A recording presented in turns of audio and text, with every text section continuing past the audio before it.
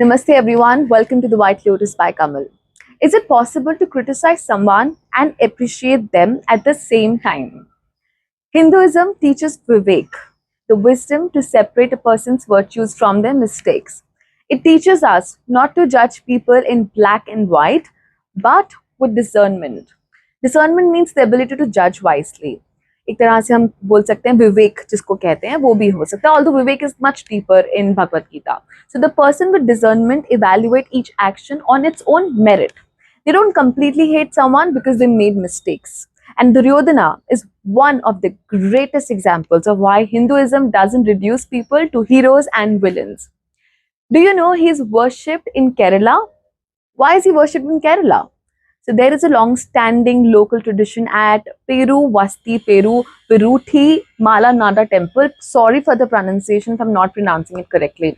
So according to local legend, Duryodhana visited the area, was thirsty, accepted water from a local woman without discrimination, and rewarded the villagers with land.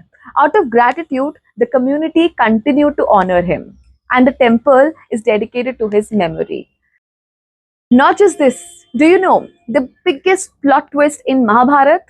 Well, that is Duryodhan goes to heaven, and before Yudhishthir enters the heaven, he sees Duryodhan already there. Why? That is thought-provoking. If Duryodhan was evil, then why did he go to heaven?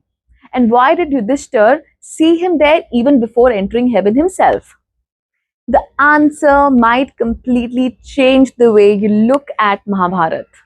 The answer lies in how the Mahabharata and Hindu philosophy distinguish between Swarga, which is heaven, and Moksha, which is liberation.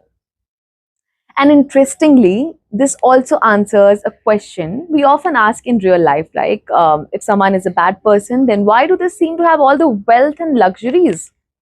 Well, the answer is the same. So heaven, which is Swarga, is temporary, while Moksha is permanent, as per our scriptures. Swarga is where you enjoy the fruits of your good karma, but once the merit is exhausted, you return to the cycle of birth and death. Moksha, on the other hand, is liberation from that cycle forever. So why did Duryodhan goes to the heaven? Duryodhan committed grave mistakes. Yes, he did. His jealousy of Pandavas, his role in the dice game, and his refusal to make peace despite repeated opportunities. These actions are criticized throughout the Mahabharata. But that doesn't mean every quality he possessed was evil. He was also known for courage, generosity, loyalty to his friend Karan, and his extraordinary skill as a warrior who died on the battlefield, performing his duty as a Kshatriya warrior.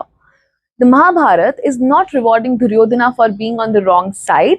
It's showing that even someone who committed grave mistakes can still receive the fruits of their good karma. That's how impartial the law of karma is. And there's one more thing about Duryodhan that I find fascinating. It is my own way of thinking. So I would like to put it across here. We remember him as the villain of the Mahabharata, and rightly so, because many of his choices led to immense suffering. But at the same time, if you think about it, he also became one of the greatest teachers in the epic. Not because he preached wisdom, but because his life became a lesson. His jealousy, his ego, his refusal to listen to good advice, and his attachment to power showed us exactly what not to do. Sometimes we learn just as much from a person's mistakes as we do from another person's virtues. If there were no Duryodhan, there would be no Kurukshetra, no Bhagavad Gita, and many of the timeless lessons on dharma that humanity has learned for thousands of years. So that doesn't justify his actions for sure, but what I mean to say is it does show that even his mistakes became a source of wisdom for generations to come. In that sense, even the outcome of his life ended up benefiting the world, right? So, and maybe that too has some place in the larger balance of karma and some good karma maybe. That's why he went to the heaven.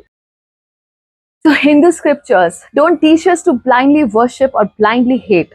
They encourage vivek, discernment, appreciate the good, and you can criticize the wrong alongside as well.